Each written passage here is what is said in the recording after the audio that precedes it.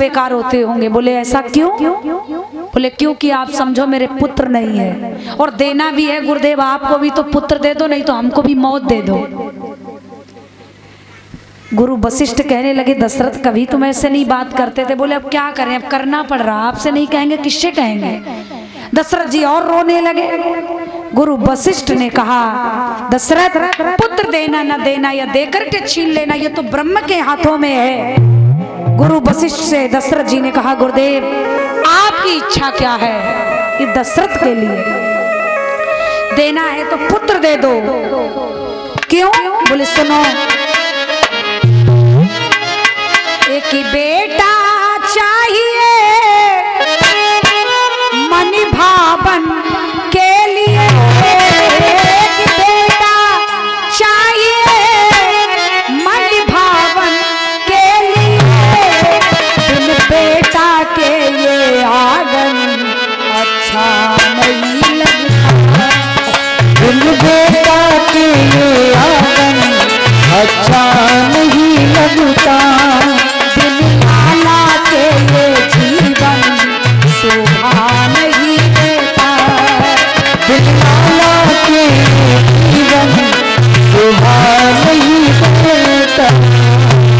आपको देना है एक पुत्र दे दो। तो गुरु वशिष्ठ ने जब गुरु आज राजा दशरथ को रोते देखा तो गुरु वशिष्ठ के बाड़ी से एक शब्द निकल गया। कौन सा निकला?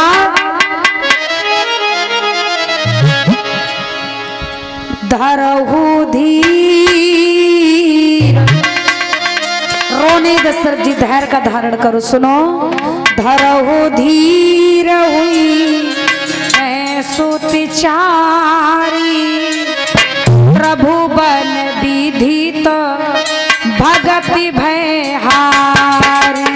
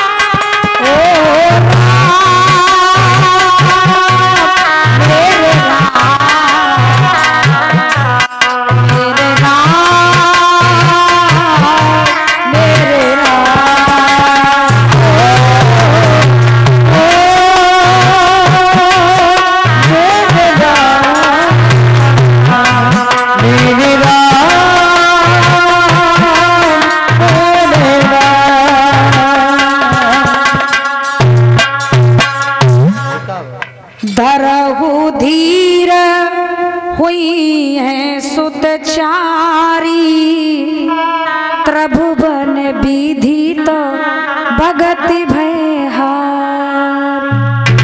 बोले धैर्य का धारण करो, समय का इंतजार करो। धरहु धीर हुई है सुतचारी, सुत माने पुत्र, सुतचारी है। धरहु धीर हुई है सुतचारी, 4 पुत्र होंगे। दशरथ जी बोले 4 होंगे गुरुदेव, सुखा एकदम लाइन लगाएंगे। आप 4 की बात करते हो, कब होंगे? जब प्राण निकल जाएंगे, जब कब देखने को मिलेंगे? बोले धैर्य का धारण करो, क्योंकि समय से पहले कोई चीज हासिल नहीं हो सकती। समय का इंतजार करो, धैर्य का धारण करो। महाराज बोले 4 पुत्र होंगे तो फिर क्या कैसे होंगे, कुछ करना पड़ेगा। बोले हाँ करना पड़ेगा दशरथ जी, पुत्रेष्ठ यज्ञ करवाना पड़ेगा। हाँ जाओ समय आ रहा है, श्रृंगी ऋषि को बुलवाना है, लौकिक व्यवहार निभाने को पुत्रेष्ठ यज्ञ करवाना है। श्रृंगी ऋषि को बुलवाना है, पुत्रेष्ठ यज्ञ करवाना है। अब महाराज दशरथ जी ने इतनी देर भी नहीं की, तुरंत श्रृंगी ऋषि जी के लिए सुंदर सा पत्र सम्मान सहित लिख करके भेज दिया। श्रृंगी ऋषि को पत्र प्राप्त हुआ। पत्र को पढ़ते हुए आज महाराज सम्मान सहित अयोध्या में विराजे हैं। बोलिए अयोध्या धाम की, बोलिए श्रृंगी ऋषि महाराज की। श्रृंगी ऋषि जी आए, समस्त हवन सामग्री मंगवाई गई, सुंदर से यज्ञ कुंड बनवाए गए, यज्ञशाला बना है जिसमें तीनों रानियां राजा दशरथ जी बैठे हैं। आज महाराज यज्ञ प्रारंभ हुआ। भगत सहित मुनि आहुत दीने, प्रकटे अग्नि 4 कर लीने। जैसे महाराज आज यज्ञ में पूर्ण आहुति पड़ी तो अग्निदेव महाराज खीर से भरा हुआ पात्र लेकर प्रकट हो गए। बोलिए श्री अग्निदेव महाराज की। खीर से भरा हुआ जब पात्र लेकर अग्निदेव महाराज प्रकट हुए तो कहा, ये अब बांट देव न पुजाई और यथा जोग जई भाग बनाई। कहा सभी लोग बोलेंगे चौपाई को।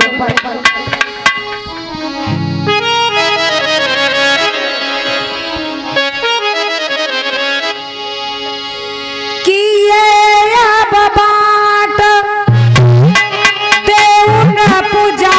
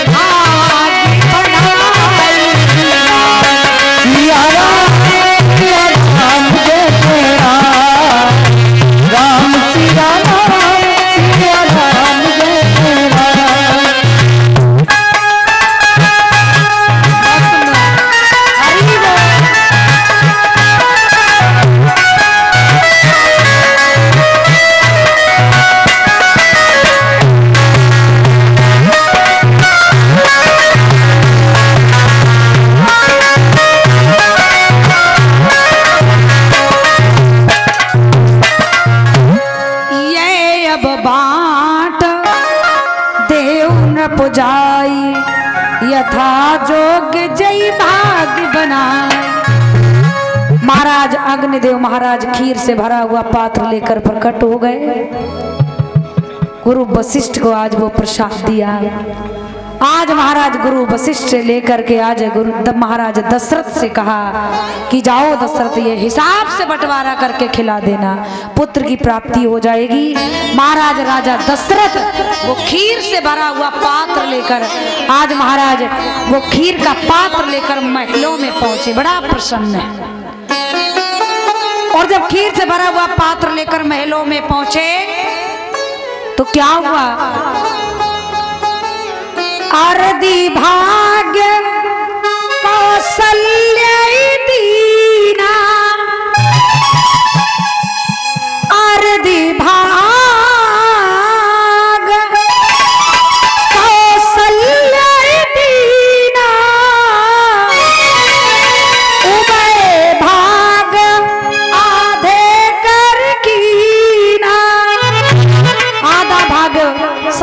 बड़ी रानी कौशल्या को दिया महलों में जाकर।